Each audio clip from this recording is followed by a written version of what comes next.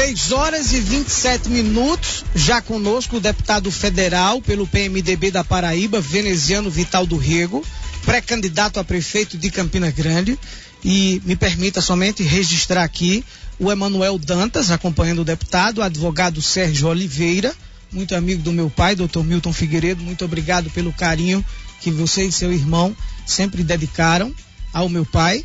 O Hugo Pires está conosco, o Constantino Soares, professor Constantino Soares, Rossandro Agra, que é diretor da Ciretran aqui em Campina Grande, o Felipe Cordeiro, a pessoa que recebeu as homenagens do Campinense Clube da Raposa hoje, a classificação, porque o vídeo do Felipe é incrível, o vídeo dele vibrando no Amigão, uma vibração. Eu não vi nenhum material similar, viu? Aquilo ali foi o retrato da torcida. Eu acho, inclusive, que se tiver um material oficial do Campinense Clube, eles têm que roubar o seu vídeo.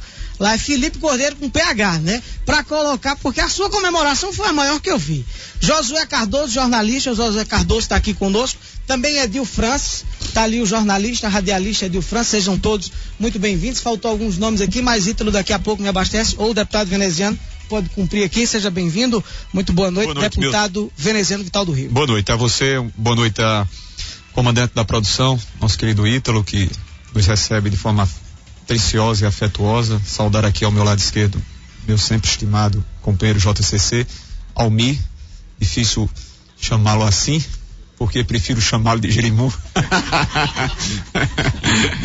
Cumprimentar a todos os meus companheiros e amigos que me ladeiam visitando o estúdio da Rádio Correio, saudar a Campina Grande e obviamente a todos os municípios que nos ouvem nesse instante. Milton, estou aqui por uma razão entre outras, se você me permite, claro que deixando muito à vontade, não poderia ser outra o meu sentimento, mas há alguns dias, quando falava pela última vez, eu registrava a você, como tenho registrado a outros companheiros, que não poderei absolutamente deixar sem que haja retificações quando o meu nome é citado e de forma que essa citação não diga ou não retrate a verdade dos fatos.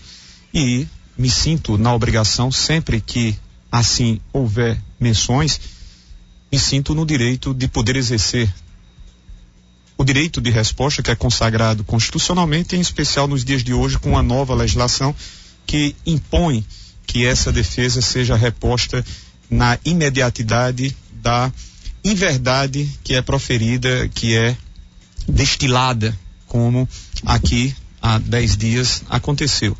Eu estava em Brasília, Ítalo, e naquela semana extremamente de sentimentos aflorados nas antevésperas do processo de votação sobre a admissibilidade e não julgamento da presidente Dilma pela Câmara dos Deputados, e tomava conhecimento que a Secretaria de Saúde, através de sua secretária, ocupava espaços radiofônicos para fazer menções a meu respeito. Eu estranhei, e a estranheza não foi maior porque é muito comum por parte dessa gestão não assumir as suas responsabilidades, fazendo com que mais facilmente sejam imputadas a quem não mais tem absolutamente nenhuma relação administrativa. No nosso caso, eu estou há 3 anos e 4 meses distante da gestão pública municipal. Então, no momento em que o Tribunal de Contas do Estado desaprova as contas da Secretaria de Saúde e apenas analisadas as contas da Secretaria de Saúde nos seus 2 primeiros anos, nós não estamos aqui a mencionar as outras pastas da administração. No momento em que o Tribunal de Contas traz-nos fatos de repercussão gigantesca, que muitos, a maioria esmagadora de Campina, não tem observado e não tem como dimensionar este fato. E qual é esse fato? Ou seja, a de termos tido em 2013 e 2014 algo em torno de 100 milhões de reais gastos sem absolutamente qualquer tipo de cuidado, principalmente quando esses gastos, não investimentos, foram feitos para contratações de pessoas que não são identificadas, porque sequer a Secretaria de Saúde e a Prefeitura, sob comando do atual prefeito, assim menciona, assim transmite ao Tribunal de Contas. Além do fato dos mais de 11 milhões de reais, e sempre aqui o registro, nós estamos falando dos 2 primeiros anos de apenas uma secretaria, os mais de 11 milhões de reais que foram gastos sem absolutamente a observância da lei de licitações. Pois bem, na expectativa de que a secretária viesse a tentar justificar, porque é direito dela, inclusive, de pedir a reconsideração desse julgado, a secretária ocupa os microfones aqui a mencionar o nome do ex-gestor, a mencionar o meu nome, a mencionar a nossa gestão. Isso tem sido uma renitente forma de agir por parte do atual gestor. Isso cabe muito àqueles que são fracos, àqueles que não assumem as suas próprias fraquezas, àqueles que não assumem as suas próprias incompetências. É muito mais fácil você apontar o dedo a outrem do que assumir a sua responsabilidade de incompetência ou de uma pessoa que não gere com os cuidados devidos.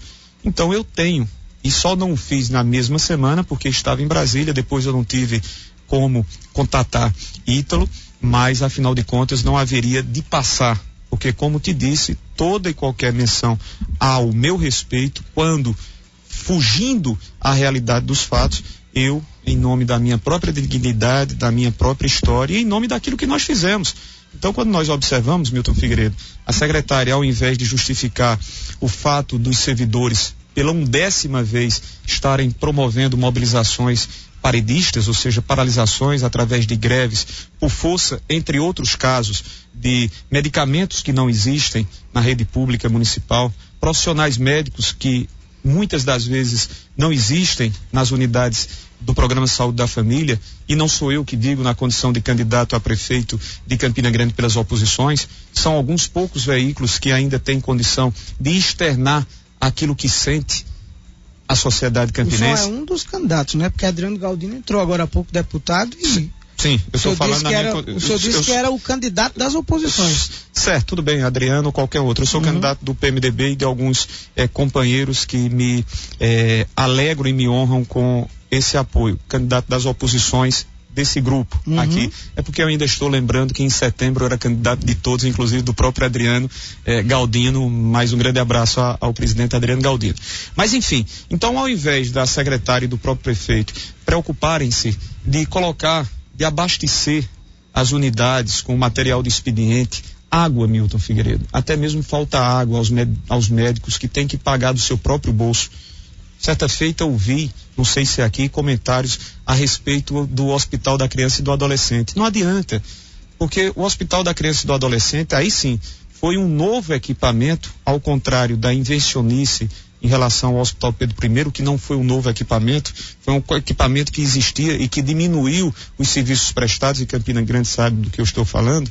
Não adianta mencionar o Dr. Edgley, que já tinha uma relação contratual conosco mesmo, e apenas absolveu a transferência dos serviços que eram prestados no antigo Centro de Saúde Francisco Brasileiro. As pessoas sabem disso.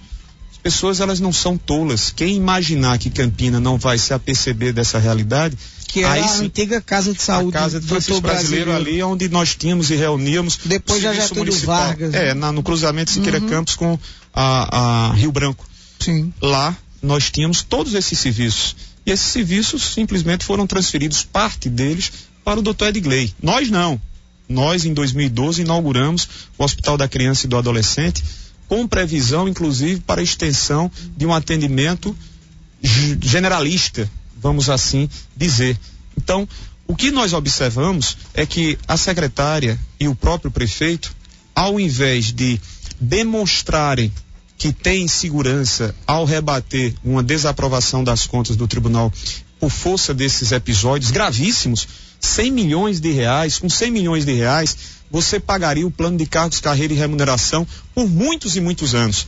Hoje, as 24, 25 categorias, eu falo aqui para tantos que lutaram conosco e pela primeira vez tiveram de um prefeito a atenção de implantar o seu plano de cargos, carreira e remuneração. Em abril de 2012, aqui ao meu lado, o secretário Constantino Soares, que respondeu durante os 8 anos ininterruptos como secretário de administração, fazia parceria entre a Secretaria de Saúde e a administração, exatamente porque é um esforço tremendo. Era R$1.200.000 a mais por mês. Nós estamos falando de 100 milhões de reais que o prefeito torrou. No momento de crise aguda, como nós estamos assistindo, aí sim, aí você observa a contramão das ações da prefeitura. Então eu não poderia deixar que isso passasse sem que as pessoas relembrassem desses episódios, ou seja, fugindo a responsabilidade e a obrigação de remeter-se à acusação propriamente dita, às desaprovações e os objetos destas acusações, a Secretaria de Saúde, sob o comando do atual prefeito, tenta remeter a gente. Ora, dizer, não, foram contratos para que alguns equipamentos funcionassem. Ora, bobagem, que desculpa. Se fosse assim, a unidade de pronto atendimento A2, a UPA Porte 2, lá na Dinamérica, estaria funcionando. E não está funcionando. Se fosse assim, médicos não estariam sendo ou não estariam faltando nas unidades do Programa de Saúde da Família, porque estariam sendo contratados.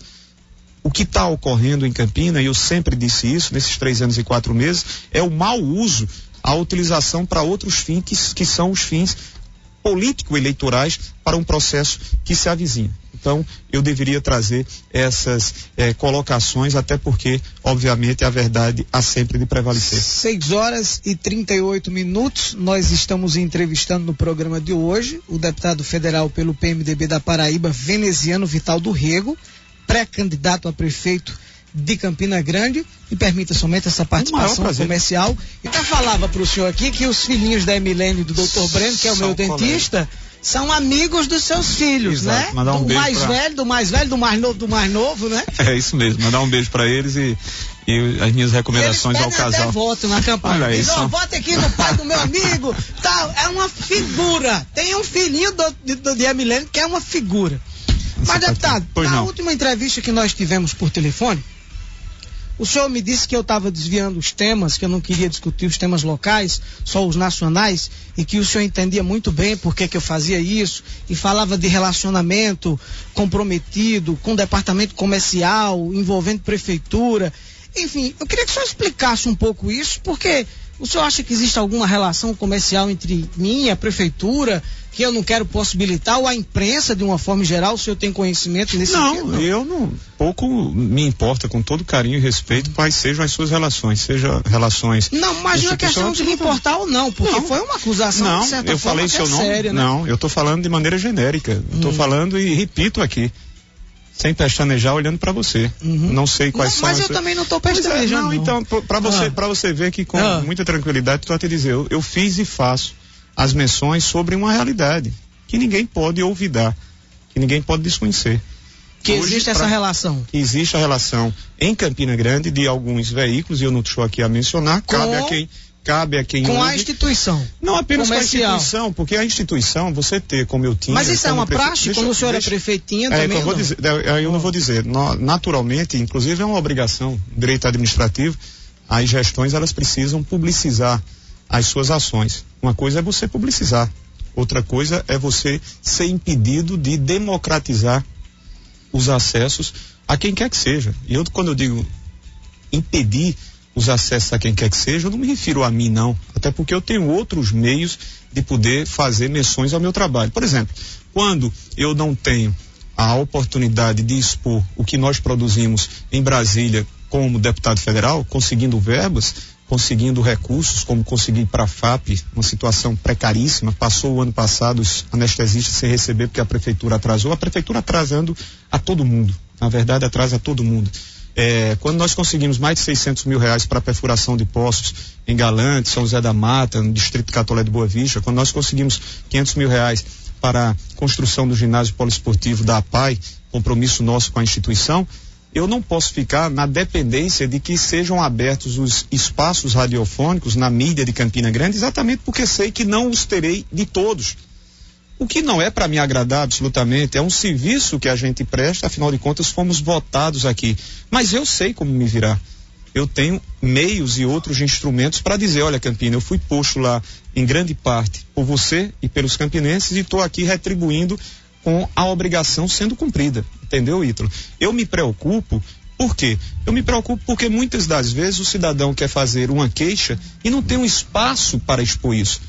O cidadão quer dizer que está faltando um medicamento, captopril, em unidade básica de saúde da família, que é a realidade, mas não sente um meio de fazer com que esse apelo possa chegar aos ouvidos, em que pese as próprias autoridades municipais saberem, mas isso reverbera e isso poderia produzir então o senhor acha que a imprensa não está divulgando esse tipo de fato? Claro, uma boa parte está escondendo. Não é escondendo, é não dando a oportunidade para então, a população exato, para que a população possa se expressar. Repito, não é a este ou aquele agente político, eu estou falando de uma maneira genérica. E quando vim aqui, não citei o seu nome, não citei esta empresa ou qualquer uma outra. Eu estou falando de uma maneira genérica. Eu acho que nós poderíamos, como eu tinha relações institucionais e você, inclusive, durante 4 anos e depois, quando deixou a condição de ser meu companheiro de trabalho junto à Coordenadoria de Desenvolvimento Local. Bem antes de terminar o seu mandato, né? 4 anos. No primeiro mandato. Sim, querido, eu estou apenas dizendo. Eu estou relembrando. Nenhuma situação que para isso. Pelo contrário, você foi um extraordinário companheiro de trabalho. Eu estou apenas relembrando os bons momentos que nós tivemos na condição, eu de prefeito e você de um grande colaborador na Secretaria de Desenvolvimento Econômico. E depois você dizia, com as graças de Deus, abrir mão para seguir a minha carreira de jornalista. E graças a Deus, quando você disse, Veneziano, eu estou... os esforços, exato, né? E os méritos. Quando você, depois de passar 4 anos conosco, disse, Veneziano, eu estou desejoso de poder seguir uma outra linha publicitária, enfim, vinculando-se a uma agência, a Antares, que prestava serviço a nós. Isso foi muito gratificante. Eu louvo, adoro quando vejo os esforços dos demais mostrando os seus próprios méritos para crescer na vida. Mas o que eu quero dizer é que naquela época existia institucionalmente relações entre a SECOM e os diversos veículos, mas eu não chegava a impor que os veículos que contratassem conosco estariam irremediavelmente proibidos de dizer, olha, pode receber Beltrano, pode receber Ciclano. O senhor acha que acontece isso hoje? Mas não tenha dúvidas, absolutamente eu não tenho aqui nenhuma dúvida. Mas o senhor dizia isso também do governador Ricardo Coutinho quando o senhor fazia uma campanha dura contra ele. Não muda, eu estou falando e hoje o senhor que isso... com ele. Não, mas não significa que o fato, se o governo do estado estiver indo nessa mesma linha, ao governo do estado eu também me refiro, eu não tenho razões, não mudo nada. Eu não sou incoerente e ninguém vai me pegar de calças curtas. O senhor acha que o governo faz também isso? Não estou dizendo, você é que está dizendo. Os espaços, não sei, querido, não sei, porque eu não sei se é pelo fato de eu sou... Não estou afirmando, estou perguntando. Pois bem, é isso que eu estou te dizendo, eu não sei. Quem pode dizer é alguém. Se sentir preterido de falar por força de algum impedimento ou de alguma trava imposta pelo governo, essas pessoas podem falar. Eu me sinto impedido aqui em Campina Grande por alguns veículos e por alguns senhores jornalistas que simplesmente não abrem esses espaços, só para terminar aqui, esses espaços que não são para autopromoção. Na maioria das vezes é para exatamente externar a Campina aquilo que Campina espera de um deputado que teve 64 mil votos aqui. Em 2004 o senhor fez uma das campanhas na disputa pela prefeitura de Campina mais bonitas da história. Eu penso que não se repetirá, sabe, Milton? E eu tive a oportunidade, inclusive, de participar, porque eu atuava com marketing político, né? Exato. Tive esse envolvimento, de certa forma, até direto, pude acompanhar e todos nós observamos que o senhor nasceu e veio com um grande apelo. Nasceu, que eu digo, para ser prefeito, que o senhor tem pedigree, o senhor tem um nome familiar muito forte, né? E aí, em 2004, um conjunto de ações, de esperanças, e de propostas, de projetos foram lançados para que o senhor viesse a ganhar o pleito. Dentre eles, uma das bandeiras que o senhor mais defendia era que o senhor estava combatendo um grupo que estava há 22 anos na época, né? Era o grupo dos 22 anos, que se chamava na época, à frente de uma estrutura política até estadual, não somente, e que fazia dessa estrutura uma espécie de cabide familiar de sucessão de poder. Ocupava a Assembleia Legislativa, Câmara Federal, Senado, Câmara de Vereadores, Prefeitura.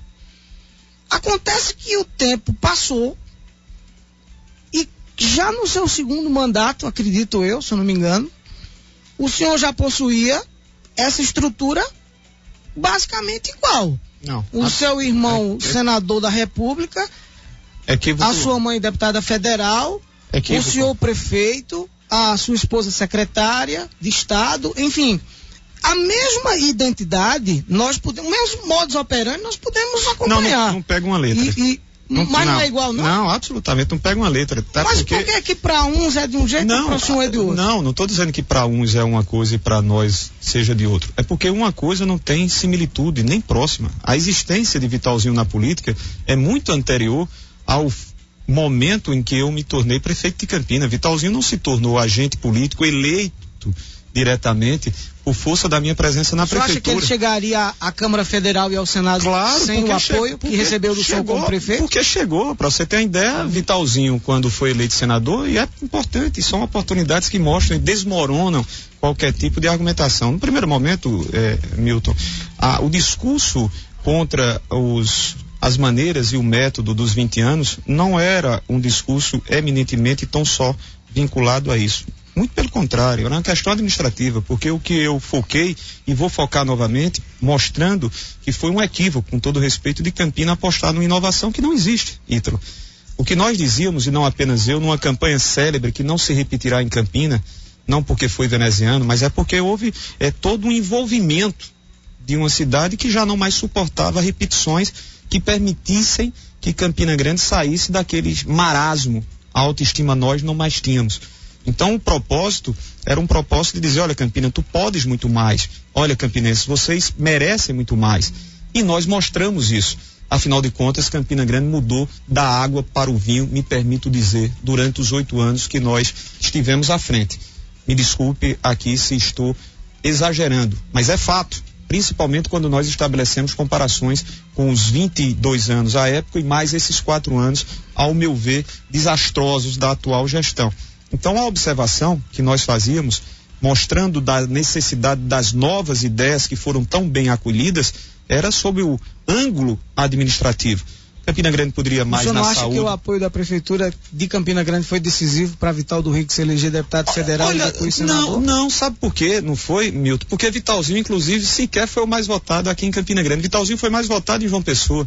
Então, desmorona qualquer tipo de tentativa ou de má fé de quem deseja dizer ou quem ousasse a dizer que eu estaria ou teria utilizado a estrutura administrativa, porque se assim fosse, eu me permitiria pedir, entre aspas, exigir daqueles que trabalhavam comigo para que nós votássemos e que ao final pudéssemos ter um senador candidato que era meu irmão, uma maior votação em Campina. E não foi o caso. Vitalzinho foi o senador mais votado de João Pessoa.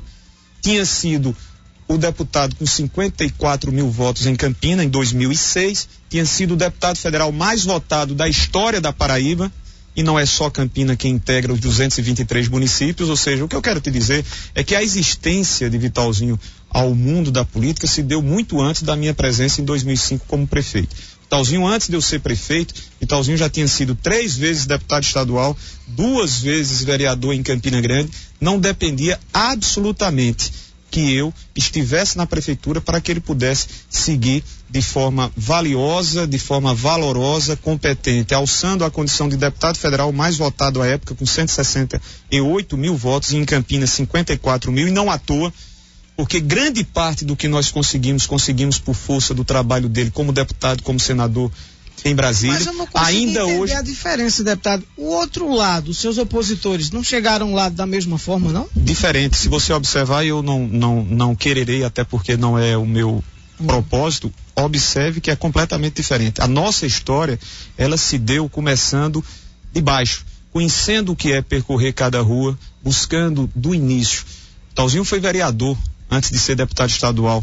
Veneziano, antes de ser prefeito, conheceu o que é fazer campanha de rua em Campina, buscando o seu primeiro mandato em 1996.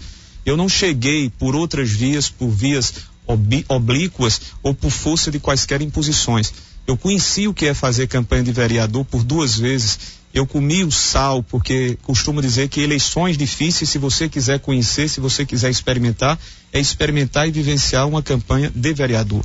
Então a nossa história é completamente diferente de quaisquer outras que queiram aqui dar similitude. Então, assim, as posições são as mesmas, mas a construção da história é diferente. Completamente diferente. Não há nenhuma vinculação. O senhor não considera uma oligarquia? Não, também não, familiar, até não, de modo algum. Ocupação? Não. Ou seja, o que é a oligarquia aos olhos daqueles que querem e às vezes não sabem nem o significado do que seja esse verbete, oligarquia? Não, primeiro, porque a presença nossa não se dá por força de eleições indiretas. Quando nós nos apresentamos a uma avaliação e uma análise de maneira direta, escolha livre e espontânea do eleitor. Não existe absolutamente, repito, aos que possam querer dar similitude entre uma realidade e outra. A formação, a presença nossa de quem teve um avô no governo do estado na década de 60, de quem pôde ter o pai como deputado federal durante 3 mandatos, depois de um período nesse ínterim, nesse ato, movido por força do regime de exceção, voltando às disputas eleitorais, na vocação de quem desejou participar. Mas o outro lado foi bem similar, né? Com Ronaldo Cunha Lima, aquela coisa toda. Bem, querido, eu não vou adentrar, eu estou apenas dizendo, quando você puxou a realidade de Vitalzinho como senador, de Vitalzinho como deputado federal, eu quero mostrar a você que a realidade... de grupo, eu né? quero, especificamente me pontuando. Cada um pode fazer as suas análises. Deixa eu reconhecer aqui a presença do Exildo Galdino, diretor do jornal Correio da Paraíba. Muito obrigado pela ilustre presença. O senhor sofreu muitos ataques na internet com relação ao seu voto de admissibilidade do processo de impeachment para seguir para o Senado, né? E eu acredito que o senhor se comportou como um homem de partido naquele momento, porque o senhor pertence a um partido, o PMDB, e o PMDB decidiu majoritariamente por aquela inclinação, seguir aquele caminho. Como é que o senhor se sente nesse aspecto? Mas eu particularmente considero que o senhor tomou a melhor atitude, porque se o senhor é um homem de partido, é uma pessoa de partido, o senhor tem que seguir a orientação que foi decidida.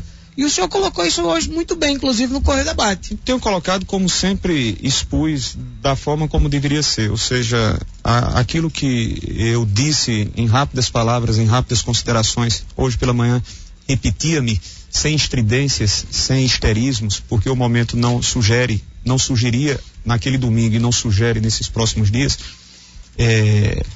de forma muito clara para todos, sem fazer aqui quaisquer análises aos estilos e às posturas de quaisquer outros companheiros. Eu, quando fui convidado à discussão em outros veículos, entre os quais com você, já estava na pauta do dia o impeachment. É importante que se diga e se faça uma separação entre o que a Câmara discutiu, votou, que foi simplesmente fazer um juízo de admissibilidade. A Câmara não julgou a presidente Dilma. Esse julgamento será feito pelos 81 senadoras e senadores. Tem muita gente confundindo alhos com bugalhos. Muitas pessoas imaginam que a presidenta foi condenada pela Câmara. Absolutamente. Eu não chegaria aqui, fui perguntado por você, qual vai ser o seu posicionamento, veneziano, e eu disse, só depois de ter às mãos o relatório do deputado Jovair Arantes, como também do relator Jovair Arantes, como do ex-ministro, que fez uma grande defesa, ex-deputado também, ministro da Justiça e hoje respondendo pela AGU, José Eduardo Cardoso. No final de semana que antecedeu o domingo, ele é muito bom, tecnicamente competente. Enfim, então no final de semana que antecedeu... É uma pena que o direito dele é ruim, né? É questionável. Quando o direito é questionável. Ruim, Então o que a Câmara fez? Simplesmente 367, e não são poucos, ou seja, num quórum que eu também concordo, seja um quórum qualificado, porque você está tratando de um assunto que não se repete e nós não podemos banalizar. Afastamento de presidente não é afastamento de um presidente de uma entidade qualquer, não é afastamento de um presidente de um clube de futebol. Então você precisa ter um número elevado, porque não se pode cometer uma injustiça e se tirar do dia para a noite sem que sejam observadas regras, direito à ampla defesa e que esteja consubstanciado um crime de responsabilidade. Então o meu comportamento foi um comportamento tranquilo, de responsabilidade jurídica, de convencimento político e também atendendo àquilo que ficara determinado pela legenda. Quando você fala isso, aconteceu. Dos 67 deputados federais, apenas 7 deixaram de votar pelo sim. 60 foram favoráveis, dizendo, olha, cabe agora ao Senado dar o tempo que a presidenta precisa para debulhar, detalhar, esmiuçar e mostrar a sua defesa e mostrar que é inocente. Não éramos nós deputados federais. Se Michel Temer for para Alça de Mira, o senhor vai votar do mesmo jeito também? Sim. Michel Temer? Da mesma maneira, me aterei a saber quais são mas é um pacote, né? Não, os dois não. Não há uma relação entre o que foi posto em relação à presidente Dilma entre aquilo que foi apresentado. Mas existe uma responsabilidade conjunta. É a tentativa dos partidos que sustentam essa tese é de dizer isso. E da mesma forma como eu disse em relação à presidente, me aterei a conhecer tanto a linha de defesa do presidente Temer, presidente do PMDB, vice-presidente da República, como também aquilo que esteja na denúncia. Então a minha decisão ela é muito tranquila. Entre aqueles, eu tenho aqui amigos que inclusive me questionaram. Tem aqui o professor Constantino, que pessoalmente não gostaria que eu de vermelho na Praça da Bandeira, dizendo não ao golpe. Ele sabe, até porque não houve a tentativa de golpe. Ele sabe, agora ele sabe separar a posição nossa, que foi muito tranquila e equilibrada.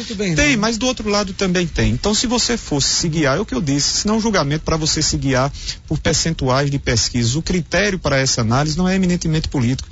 Esse julgamento não pode ser um julgamento eminentemente político. Ele é, para mim, acima de tudo, jurídico.